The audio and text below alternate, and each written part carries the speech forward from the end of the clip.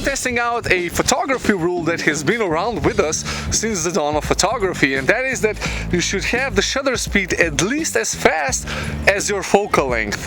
So for instance, if you have 50mm on your lens, you should have at least 1/50th of a second shutter speed, and if you have 100mm, then it should be 1/100th of a second shutter speed, and so on and so forth. But I'm going to try this without the in-body image stabilization and optical stabilization on my lens. I will start with the 17mm Tamron lens and go all the way to 500mm, always keeping the shutter speed the same as my focal length. And if I can get sharp images handheld in this windy situation, then this rule makes sense.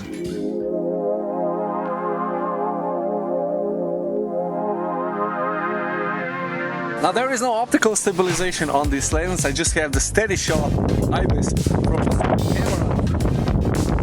So I'm going to switch this off and take a photograph at 17mm.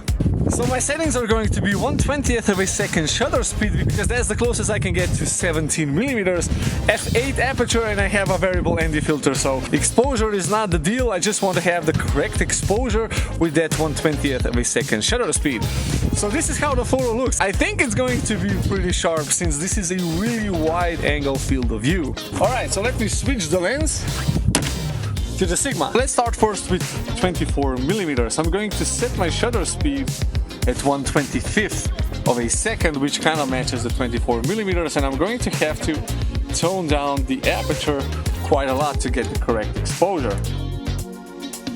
I think the image is going to be sharp enough because 24mm is still a pretty wide angle field of view. It's still considered to be that wide angle photography. Let's switch it to 70mm, and this time I'm going to go with 1/80th of a second shutter speed. Aperture is going to be f8 in order to get the correct exposure, or maybe I'll have to close it down a little bit more, f10. Now with this one I'm not completely sure that it's going to be really sharp. I mean, I definitely saw the shaking.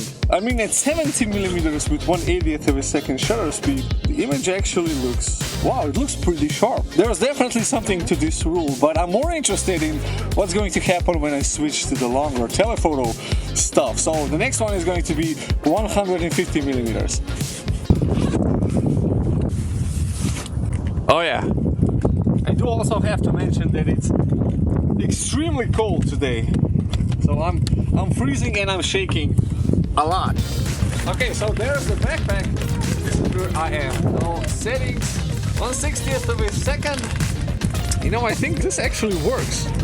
160th of a second shutter speed, and I got a completely sharp image, which is amazing. With the optical stabilization turned off and the IBIS turned off at 160th of a second, handheld 150mm, I got a sharp image, as you can see over here. So there is definitely something to this rule. So the last test is going to be 500mm at 1/500th of a second. Okay, wow. I mean, I can definitely see the shakes. Now I seriously doubt that this was a sharp image because I could actually feel the shaking. Yeah, and it's not a sharp image, definitely not. So 1/500th of a second on 500mm without any stabilization.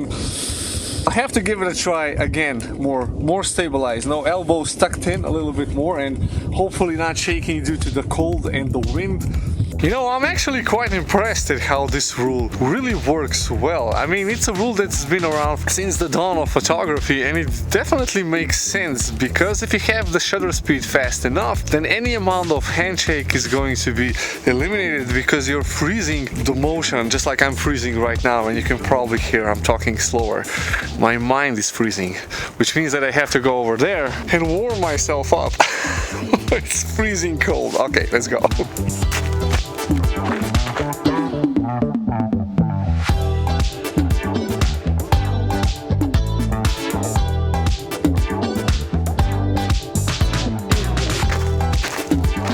Now, because there's so much ice everywhere.